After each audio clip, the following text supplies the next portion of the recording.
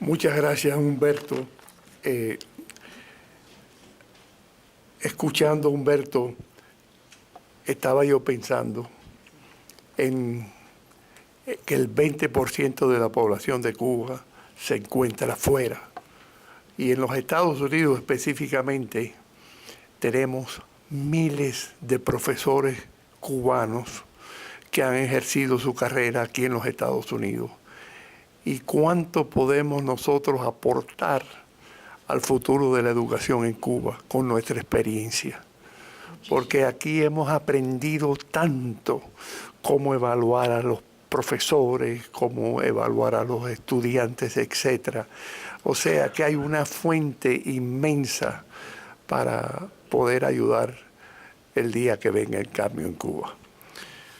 Terminamos con el doctor Carmelo Mesa Lago, catedrático distinguido emérito de Economía y Estudios Latinoamericanos. Fue catedrático titular de estas disciplinas en la Universidad de Pittsburgh.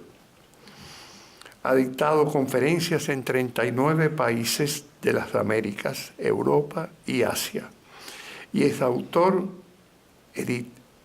o editor de 82 libros, 275 artículos académicos de talla internacional y una autoridad indiscutible en los cambios políticos y sociales ocurridos en Cuba en las últimas 5 décadas.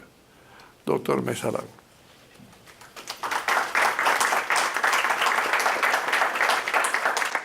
Es un gusto estar aquí con ustedes. No sé, ustedes que están sentados allí, no sé si pueden ver la pantalla. Qué bien. Bueno. Después,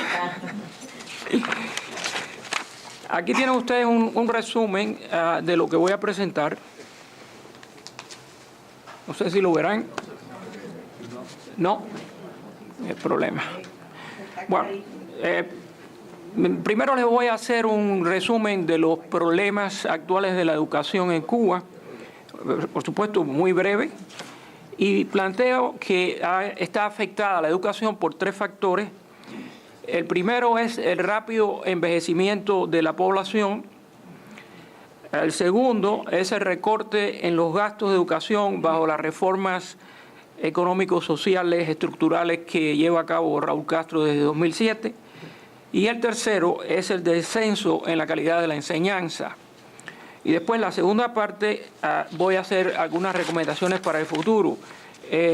Humberto López Morales nos ha dado una lista muy detallada de las cosas que se deben hacer en la educación. Yo voy a enfocar esto un poquito más desde un punto de vista económico, aunque has tratado también ese tema en términos de ponerse al día, de la tecnología, etc. Bueno, entonces comienzo con el primero, que es el rápido envejecimiento de la población. No sé si ustedes saben que Cuba tiene la segunda población más envejecida de América Latina y el Caribe. El país que la tiene más viejo, digamos, es Uruguay. Pero para el 2025 ya se predice que Cuba será más vieja que Uruguay. Esto es un problema muy serio porque ha resultado en varios años en caídas absolutas del número de la población. O sea, en términos absolutos la población se ha reducido. En el último año las cifras preliminares indican un pequeño aumento, pero lo que sí no hay duda es que a largo plazo la población cubana se reducirá notablemente, al menos que haya un cambio fundamental, pero no es fácil de revertir esta tendencia. ¿Cómo esto afecta a la educación? Pues tenemos un problema, y es que el grupo joven, los habitantes entre 1 y 14 años, se están reduciendo, no solo proporcionalmente, sino también en términos absolutos, de manera que hay menos alumnos, digamos, para la escuela elemental. Y vamos a ver que ha habido una caída notable en la matrícula a nivel primario o elemental. Algo todavía más problemático es que el grupo que llamamos productivo, o sea, entre 15 y 64 años, se está empezando a reducir. Este grupo es fundamental porque es el que financia lo que yo llamo las colas joven y vieja, o sea, los del 1 a 14 años y los de 15, de 64 y más. De manera que está contrayéndose, o sea que aquí hay un problema muy serio de la tasa de dependencia, que es muy difícil de resolver en el futuro y que afecta especialmente a la salud y a las pensiones, porque las personas están viviendo más años, de manera que reciben sus pensiones por periodos más largos y además viven más tiempo y sufren enfermedades que no son curables, son terminales y son muy costosas. Y bueno, el grupo más viejo, para que tengan la cifra más reciente que la he encontrado hace 2 días, ya el 20% de la población cubana tiene más de 64 años. El 20% de la población cubana va con una velocidad extraordinaria.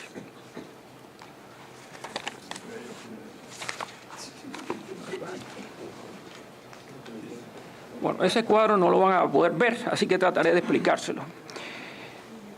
La matrícula elemental, como les decía a ustedes, creció hasta final del siglo pasado, hasta el año 2000 más o menos. Y ahora, teniendo en cuenta la cifra del año 14, encontramos que se ha reducido en un 30%. Por este problema, es decir, no hay jóvenes, cada vez menos. Sin embargo, a pesar de que se ha reducido la matrícula en un 30%, ha aumentado en un 10% el personal docente. Claro que hay un problema de calidad, que planteó muy bien aquí Humberto y Graciela también. O sea que hay una proporción cada vez menor de alumnos con respecto a los maestros, pero la calidad, como vamos a ver, ha descendido. Entonces aquí hay un problema de derroche de los recursos escasos. La matrícula secundaria siguió más o menos esa tendencia, pero un poco más tarde, porque estamos hablando ya de jóvenes que están, digamos, entre 12 o 13 y 17. Eso empezó, la cúspide fue en el año 2005, pero ha descendido en un 11% hasta el año pasado. Y aquí no ha habido un aumento en el personal docente, pero está estancado. O sea que realmente también podría reducirse, porque va a continuar cayendo este grupo de la población. Bueno, y en la educación superior, yo estaba oyendo, Humberto, esa lista de las tremendas universidades españolas. Yo tengo el placer de haberme graduado en la Universidad Complutense como él. Es impresionante, pero déjenme contarles esto. En el año 2003, Fidel Castro lanzó un programa llamado La Batalla de Ideas. Lo que él tenía en mente era universalizar la educación superior, o sea, que todo el mundo tuviera un título universitario. Y en 3 años, escuchen esto, creó 3.000 campus universitarios municipales. 3.000. O sea, que pasamos casi a España. Y yo cuando esto salió publicado dije, pero ¿dónde van a sacar los maestros para enseñar en estos 3.000 campus universitarios? ¿Qué calidad van a tener a estudiantes? Y sobre todo, lo más importante, después que se gradúen, ¿dónde van a trabajar? Bueno, déjenme decirles que esto desapareció. Las cifras estadísticas muestran que ya no hay estos campos universitarios, los liquidó Raúl Castro porque eran simplemente ineficaces. Bueno, también además se creó un programa que ustedes recordarán de trabajadores sociales, que al final lo dedicó Fidel a controlar el fraude en el despacho de gasolina, porque había una serie de filtraciones. Entonces estos individuos que fueron entrenados para el trabajo social fueron dedicados para otra cosa que no tenía ningún sentido. Eso se cerró también. También había cursos para jubilados, universidades populares, todo eso se acabó. Ahora, lo que quiero mostrarle aquí, y es una pena que no pueden verlo, pero aquí yo he comparado la matrícula universitaria en 3 periodos. Ven aquí 1, 2 y 3, y aquí estas son las disciplinas, ¿no? Yo no le he puesto las cifras absolutas porque se vuelve muy complicado, ¿no? Nomás que le he puesto los porcentajes. Y el primer periodo, que es este que está aquí, empieza en el año 89, que es el año anterior a la gran crisis, después de la caída de la Unión Soviética y el bloque socialista, y termina en el año 2007, donde hay esa cúspide de la batalla de ideas de Fidel. Bueno, vean ustedes esto, que es algo extraordinario.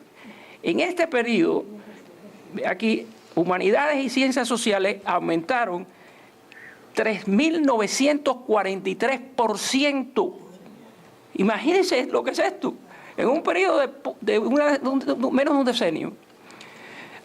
Bueno, la medicina aumentó 400%, y también la economía.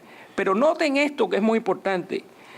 En las ciencias técnicas, que son estas que están aquí, hubo solo un aumento de 43%, comparado con esta barbaridad aquí. En agronomía hubo un solo 38%. Y ahora viene lo peor, que en las ciencias naturales y matemáticas a las que se refería Humberto, hubo un decrecimiento de un 39%. De manera que por una parte hubo una explosión de humanidades y ciencias sociales, y por otro lado las carreras que son fundamentales para el desarrollo, como plantearon ustedes dos, las ciencias, las matemáticas, las ciencias naturales, etcétera, se redujeron o crecieron muy poco. O sea que es una cosa totalmente irracional, y que por supuesto planteabas tú esa declaración de Fidel que decía, bueno, estamos invirtiendo tanto en la educación, pero no vemos los resultados en la economía, porque su propia locura lo que hizo fue asignar los recursos de una manera totalmente irracional. Ahora, ¿qué pasa después? Bueno, yo les voy a mostrar las cifras, pero lo que ocurre es que cuando Raúl Castro toma el poder, entonces viene una reducción muy grande de esta matrícula, porque era insostenible financieramente, y además los resultados eran pobrísimos, que después plantearé. Ahora, vean ustedes que aquí todo empieza a bajar. En el total hubo una reducción de un 72%, ¿lo ven ahí? Pero hay algunas cosas, aquí hay algunos casos en que hay un 83% de caída, pero no es suficiente, como van a ver después. Pero miren lo que pasa aquí, por ejemplo, hay un aumento que es positivo, pero muy pequeño, en ciencias naturales y matemáticas, un aumento de un 13% contra caídas en el resto. Ahora, aquí lo que yo he hecho en esta última columna es comparar cuál era la matrícula universitaria en el año 1989, antes de la crisis y el periodo especial que nunca se acaba, y el año pasado. Bueno, ahora vean ustedes lo que pasa aquí. Primero quiero que vean esta cifra de abajo. Yo no puedo ver muy bien, pero en fin, un 14%. O sea que a pesar de toda esta locura, de esta explosión aquí, en relación con el 89, todo esto son cifras oficiales de Cuba, ¿eh? Esas son cifras oficiales de Cuba, no son de la UNESCO, ni las han sacado los periódicos, está en las estadísticas de Cuba, las nuevas estadísticas de Cuba. Hay una caída de un 14% con respecto al año 89. Bueno, pero miren, aquí todavía, en Humanidades y Ciencias Sociales, como ustedes ven, hay un aumento extraordinario. O sea, estamos hablando de 4 veces la matrícula que había en el año 89. O sea, que no se puede resolver el problema. Esto tomará muchísimos años para que pueda enfrentarse. Bueno, entonces el segundo tema es el recorte en los gastos educativos por las reformas económicas estructurales de Raúl Castro. En el año 2007, por primera vez, Raúl Castro aceptó que los servicios sociales de Cuba eran financieramente insostenibles, textualmente. Era algo que habíamos estado diciendo los economistas por muchísimos años, pero no se nos hacía caso. Entonces, por fin aceptó, porque simplemente no podía seguir. Bueno, ahora yo lo que quiero mostrarles a ustedes aquí es el gasto en servicios sociales, lo que se llama el gasto social, los gastos sociales, cómo han caído por esos recortes que ha hecho Raúl Castro. Esto está en proporción al Producto Interno Bruto. Esto quiere decir el valor de todos los bienes y de todos los servicios en la economía en un año dado. Ese es el producto, ¿eh? Y es lo que utilizamos generalmente para hacer estas comparaciones. Fíjense que esto alcanzó un 55.4% del Producto Interno Bruto. No había otro país en América Latina que tuviera. Es una barbaridad. Más de la mitad está en los servicios sociales. Esto se refiere... Pero el azul es el presupuesto. Sí, perdón. El azul es el presupuesto, es un porcentaje del presupuesto, y el rojo, tienes razón, Oscar, es el Producto Interno Bruto. Entonces, claro, el Producto Interno Bruto es mucho más alto que el presupuesto.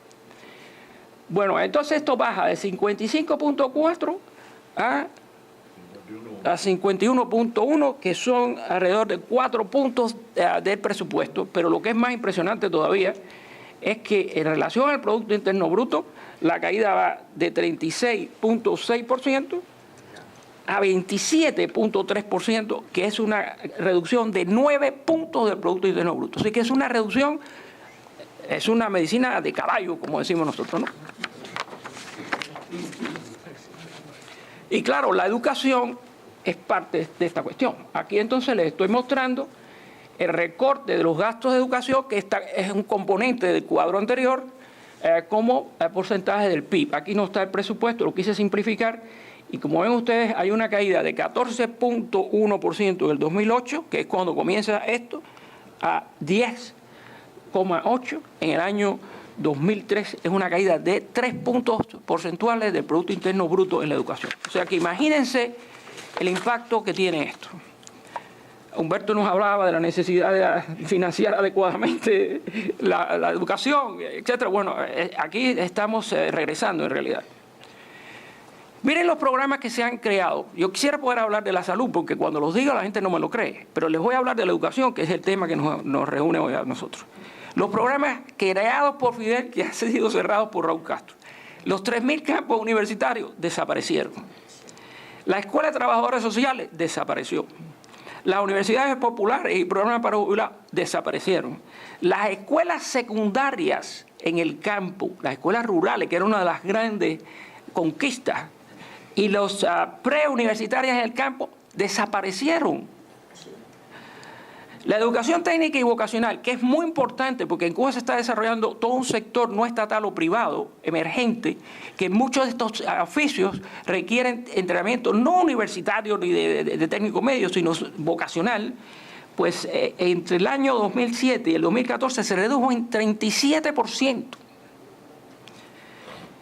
En resumen, la matrícula total en todos los niveles, elemental, medio, universitario, profesionales y técnicos, se redujo 36% entre 2007 y 2014.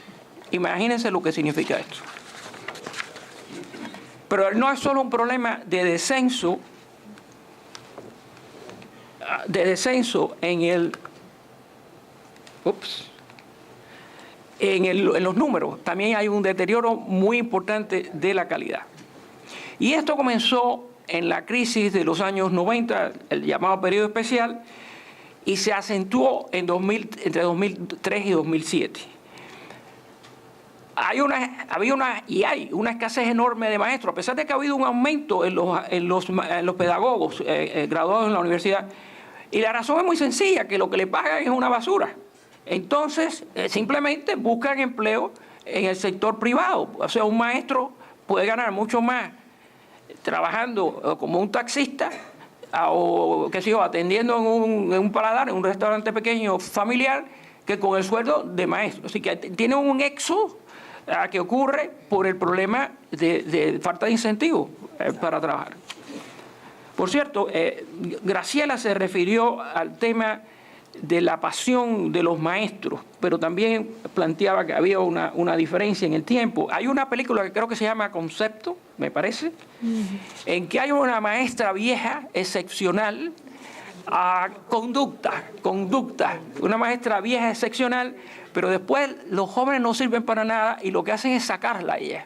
Es el ejemplo del cambio generacional, ¿no? Bueno, entonces están estos maestros emergentes que fueron, planteaban que había que 88.000. Sí, en La Habana. Y esto es parecido a lo de las 3.000 universidades municipales, ¿no? Es la misma cosa, agarraron gente del campo, les dieron un entrenamiento rápido y los pusieron enfrente de las escuelas. ¿Y qué ocurrió? Que hubo un aumento enorme en la falta de ortografía, en los exámenes de ingreso en las universidades municipales. Humberto leyó esa carta que está al principio de su libro, que es contundente, es decir, esa cosa de Australia con el borde con los Estados Unidos. Por cierto, hay un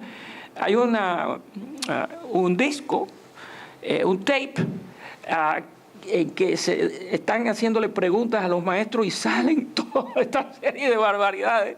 Lo tengo. Data como del año 2010. Bueno, y también muy bajo nivel en matemáticas y ciencias por falta de profesionales en el campo, como ustedes han visto, y altas tasas de deserción. Bueno, esto se filtró hacia los periódicos oficiales y entonces se creó un verdadero problema porque la gente estaba diciendo, ¿pero qué está pasando aquí? Y hubo una autocrítica oficial. Como resultado de eso, se han tomado algunas medidas. Por ejemplo, los exámenes de ingreso universitarios son más fuertes. Se han establecido cuotas de entrada para ciertas carreras, pero en realidad no hay indicadores que yo pueda encontrar para medir la calidad, es decir, qué impacto han tenido estas medidas que se tomaron en el periodo del 8 en adelante en la calidad de la enseñanza. Y por supuesto la educación sigue ideologizada. Y hay otra cosa. Hay una enorme, eso que decía Fidel Castro, hemos invertido tanto en la educación, o sea, hay una enorme inversión en educación, pero es una inversión en capital humano que se pierde. ¿Por qué razón? Porque no se permite a los graduados universitarios ejercer su propio oficio por cuenta propia. Como ustedes saben, hay 200 actividades por cuenta propia, pero la mayoría son gente que no tiene cualificación, qué sé yo, un señor que atiende los baños, uno que le cuida el automóvil, el otro que le llena el líquido de la fosforera, hay uno que pela naranjas, y otro que tiene un carro, hay otro que le da agua a los trabajadores que están en la calle trabajando, o sea, pero no se permite a un ingeniero trabajar como ingeniero, un arquitecto con la necesidad tremenda que hay de viviendas en Cuba, trabajar como arquitecto. Tengo entendido que muchos lo hacen por abajo, de una manera informal, ¿no? Pero el caso es que legalmente se les impide hacer esto, lo cual es una pérdida enorme de recursos que son necesarios en este proceso de reforma. Bueno, y termino con el futuro de la educación. Como les decía a ustedes, ni por asomo voy yo a intentar hacer algo como lo que hizo Humberto, que es un programa muy sensato y muy detallado. Más me voy a referir a aspectos de tipo económico-financiero. Estamos de acuerdo en que, yo creo que los tres, estamos de acuerdo en que debía mantenerse un sistema de educación público. Fue una de las cosas que comenzó en Cuba, que dio resultados. Claro, no podemos tener este sistema educativo. Humberto ha dado toda una serie de los pasos que hay que dar para reformar, especialmente a nivel universitario, pero es muy importante esto. Y hay una cuestión aquí, yo me eduqué en un colegio privado, y estoy de acuerdo con lo que tú planteabas, es decir, que había un proceso en que las personas que tenían recursos mandaban a los hijos a las escuelas privadas, que eran de muchísima más calidad que las escuelas. No quiere decir que no hubiera escuelas públicas buenas, pero como promedio, y también había la diferencia entre campo y ciudad, y en La Habana y el resto. Entonces, la educación gratuita es esencial, especialmente a nivel elemental y a nivel secundario. Y yo creo que debe ser sin tener en cuenta el ingreso, es decir, gratuita para todas las personas. Claro, tiene que haber exámenes serios, no exámenes en que todo el mundo saca 100 puntos, ¿verdad? Y esto en parte contribuye a la baja calidad y también hace financieramente insostenible este programa tal y como está organizado ahora. Así que yo diría que hay que focalizar los recursos estatales, que son escasos, en la población más necesitada. Las provincias más pobres, y ahí vendría también el campo, ¿verdad? Y los trabajos en más demanda. La universidad es gratuita en Cuba para todos, pero resulta que las personas de alto ingreso, y hay personas que tienen alto ingreso en Cuba, hay una desigualdad enorme en el ingreso hoy. Hay una población muy amplia con muy bajo ingreso, pero hay un grupo en el tope con muy alto ingreso. Las personas que tienen alto ingreso debían de pagar su matrícula universitaria, porque realmente ellos están recibiendo un beneficio que pueden financiar. Y esto podría ayudar a financiar a aquellos que no tienen los recursos. Aquí hay Humberto planteaba en su libro, pues no tuvo tiempo de decir aquí, que la universidad debía ser en parte financiada por el Estado, pero también por los ciudadanos. Pero yo diría que siempre que el estudiante sea talentoso y demuestre su capacidad, habría que tener becas gratuitas para toda esta población de bajo ingreso para que tenga acceso siempre que tenga capacidad y que haga el esfuerzo necesario. Bueno, y hay que reducir recursos en la primaria y en la secundaria porque sabemos que el número de estudiantes se va a reducir. Lo que hay es que aumentar la calidad de los profesores y para eso hay que pagarles mejores salarios porque los salarios que tienen ahora no sirven absolutamente para nada. Y también, y estoy de acuerdo con esto, con Humberto 100%, es que hay que reasignar los recursos ajustando la educación a la demanda del mercado interno y mundial competitivo. Por ejemplo, fíjense que Cuba están haciendo unas reformas estructurales desde hace 7 años. Ustedes saben que en Cuba no hay una escuela de administración de negocios en todas esas universidades que hay en el país. No tiene sentido de ninguna clase. No hay una sola escuela de administración de negocios en Cuba. En los años 90, la CEPAL, que es la Comisión de las Naciones Unidas para América Latina y el Caribe, creó una maestría en economía. Claro, no le llamaron economía de mercado porque no le hubieran dado posibilidad de dar los cursos, pero tenían excelentes maestros. Nada más que permitieron una inscripción de 15 personas en ese curso de maestría, 15 personas, y el curso duró 3 años. Después vino una universidad de Murcia, en cooperación con la Iglesia Católica, y abrieron otro programa de maestría, y creo que duró, me parece que 3 años, y se cerró. Entonces, lo primero que hay que hacer es crear una escuela de administración de negocios en 3 o lo que sean las universidades que hay en Cuba, porque es de una importancia excepcional. Bueno, también banca, seguro, esos son sectores vitales para el desarrollo económico del país, especialmente con un sector emergente no estatal.